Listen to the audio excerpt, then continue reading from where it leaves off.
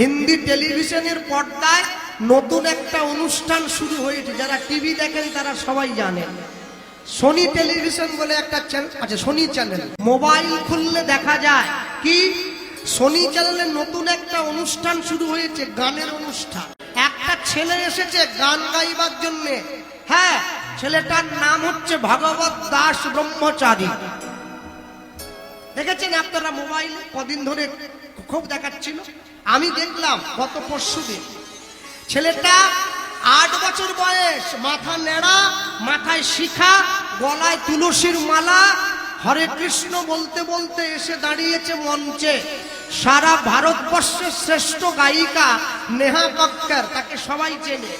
সেই রাজ, সেই মহিলা গায়িকা ছেলেটিকে সম্বোধন করছে, হ্যালো।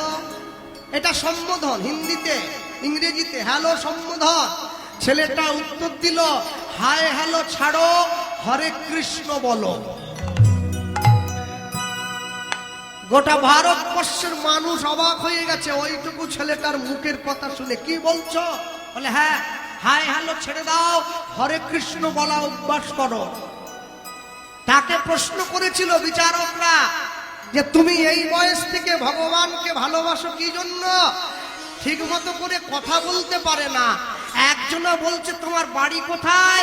বলছে আমার বাড়ি কোথায় জানো? ভগবান শ্রীকৃষ্ণ একটা আঙুলে করে পর্বত ধরে রেখেছিল 7 দিন। বলে হ্যাঁ, কি নাম? বলে গোবর্ধন পর্বত। বলে আমার বাড়ি সেই গোবর্ধনে,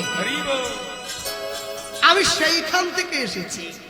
উত্তর দিচ্ছে, সকলে প্রশ্ন করছে এইটুকু বয়স থেকে তুমি ভগবানকে ভালোবাসো কেন? বলে যেদিন থেকে আমার বাবা শিখিয়ে দিয়েছে জন্ম হয়েছে মানে আমার মরণ হবে, আমি সেদিন থেকে ঈশ্বরের চরণে নিজেকে সঁপে দিয়েছি। জন্মিলে মরিতে হবে, অমরকে কোথা পাবে?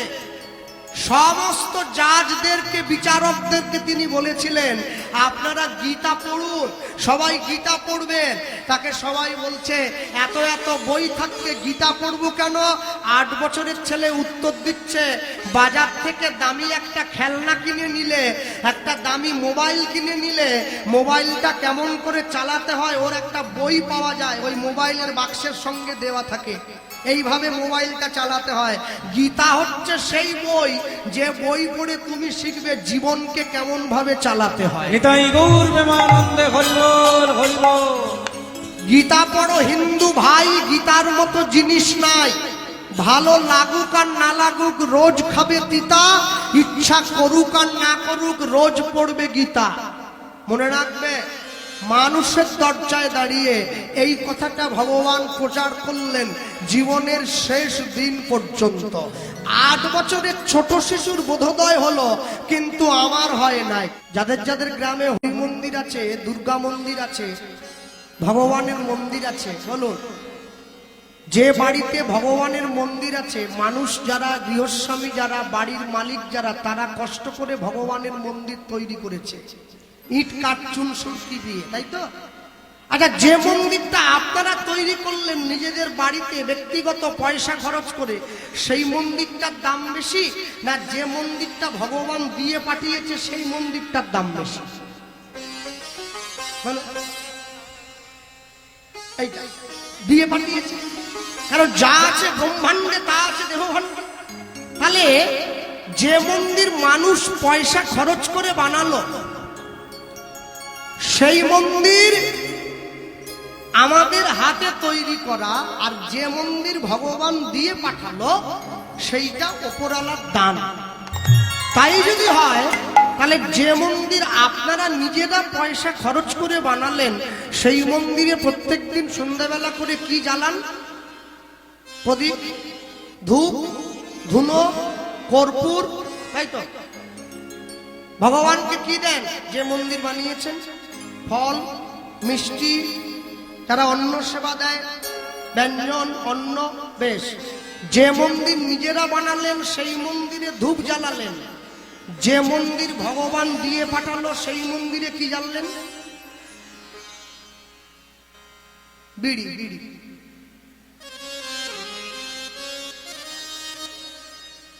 যে মন্দির নিজে বানালেন সেখানে ধূপ জ্বালালেন, যে মন্দির ভগবান দিয়ে পাঠালো সেখানে বিড়ি জ্বালাবে।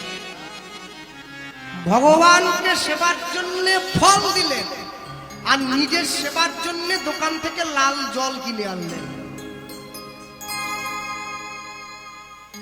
এর জন্য শাস্ত্র পড়ার দরকার নেই, বিবেকটা খোলা রাখলেই হয়। সবকিছু কি বইতে লেখা থাকে নাকি? হ্যাঁ, যে সমস্ত লোকেরা আমিষ খায়, চাকরি করে বড় অফিসে, রবিবার দিন সকালবেলা মুদিখানা সবজির বাজার করতে যায়, সপ্তাহে একদিন ছুটি, যে ব্যাগে করে মাছ মাংস কিনে নেয়, ঠাকুরের ধূপ মোমবাতি কি সেই ব্যাগে নেয় না? ওটা এই হাতে থাকে, মাছ মাংসটা এই হাতে। কেন আলাদা? কেন কেন আলাদা? কেন? বইতে লেখা আছে। আলাদা কেন করে? বিবেকটা সাড়া দিচ্ছে না, উচিত হবে না কাজটা। বিবেক যদি জাগ্রত না হয়, শত উপদেশের কোনো কাজ হয় না।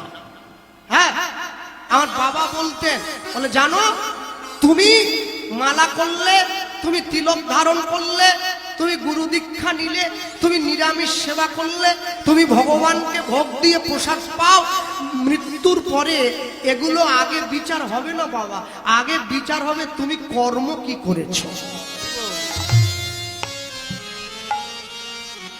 তুমি মালা পড়েছ, তুমি তিলক করলে, তুমি একাদশীর দিন নির্জলা থেকে নিরঙ্কু একাদশী ব্রত করে নিজের দিন উদযাপন করছো, 1 লক্ষ মালা করছো, একাদশীর দিন 1 লক্ষ মালা, আর তোমার দরজায় যদি একটা গরিব ক্ষুধার্ত এসে দাঁড়ায়, তুমি তাকে দূর দূর করে তাড়িয়ে দিলে, তোমার একাদশী নষ্ট হয়ে যাবে।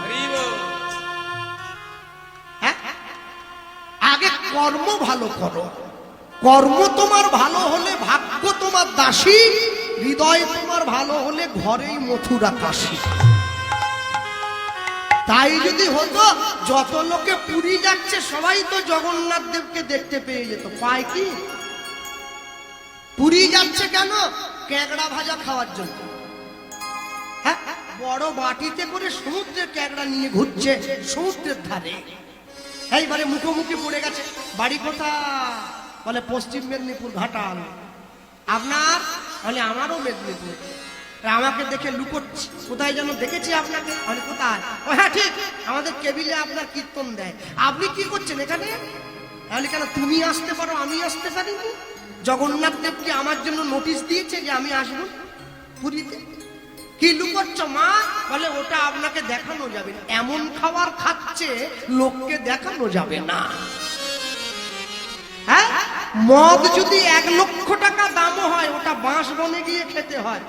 দুধ যদি 10 টাকা কিলো হয়, বাড়ির সবার সামনে বসে। দুধ আর মদের হচ্ছে এইখানে তফাৎ।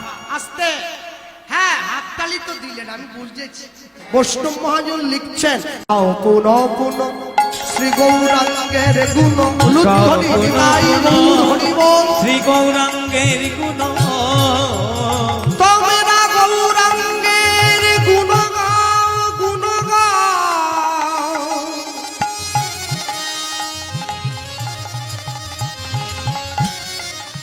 গৌরাঙ্গের গুণ গাও,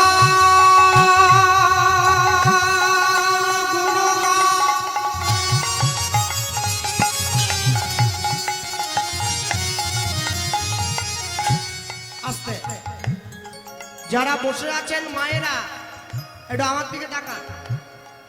দুমদাম করে কাপড় ধরে উঠে যেতে হবে না। যখন ভালো না লাগবে আমাকে বলবেন, বাবা এবার থামিয়ে দাও, আমাদের ঘুম পাচ্ছে। ঘর মালিক বলে দিয়েছে, টাকা আপনি পেয়ে যাবেন, কোনো চিন্তা নেই। অতএব তোমরা ছটফট করবে নি। যারা বাড়ি যেতে চায় জায়গা দিয়ে দাও, আর যারা যেতে চাওনি সরে এসে একটু বসবে। হ্যাঁ, তবে সকলে প্রসাদ পেয়ে যাবেন, না পেয়ে কেউ যাবে না। গাও পুনঃ পুনঃ। আস্তে কারা কারা বাড়ি চলে যাবে হাত তুলে দেখি তো। কম লোকে তুলেছে। হ্যাঁ, কারা কারা বাড়ি যাবে না একটু হাত তুলো। নিতাই গৌর প্রেমানন্দে হরি বল।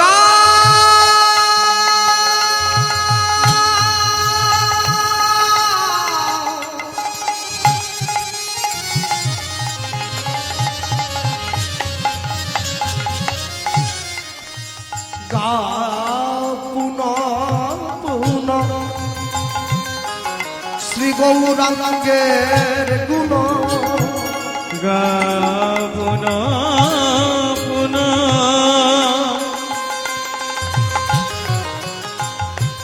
শ্রী গৌরাঙ্গে গুণ সরল করিয়া সরল করিয়া সরল করিয়া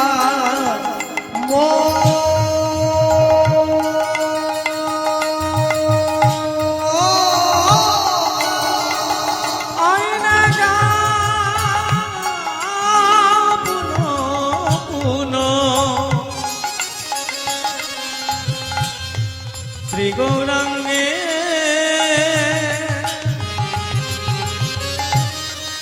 গুণ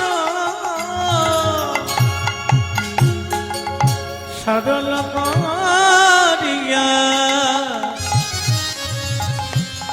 সরল করিয়া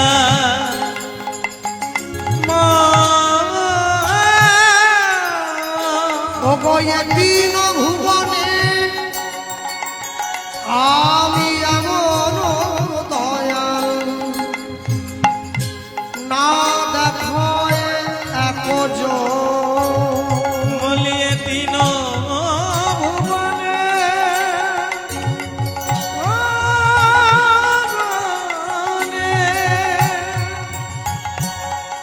এমন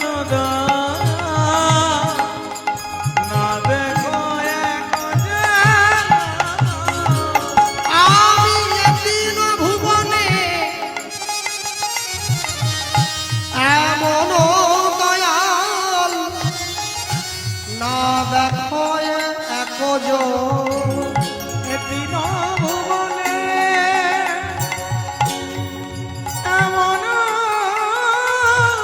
দয়া না দেখো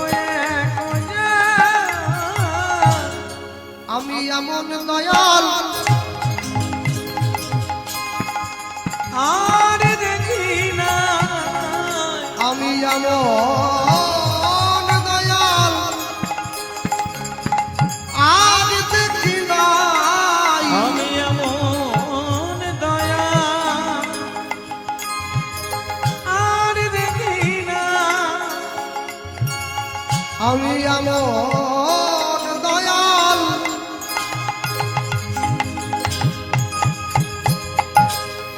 আজ দেখি নাই আমি এমন দয়া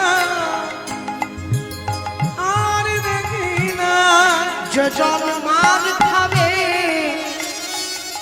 পায়ে ধরে প্রেম দেবে আমি এমন দয়া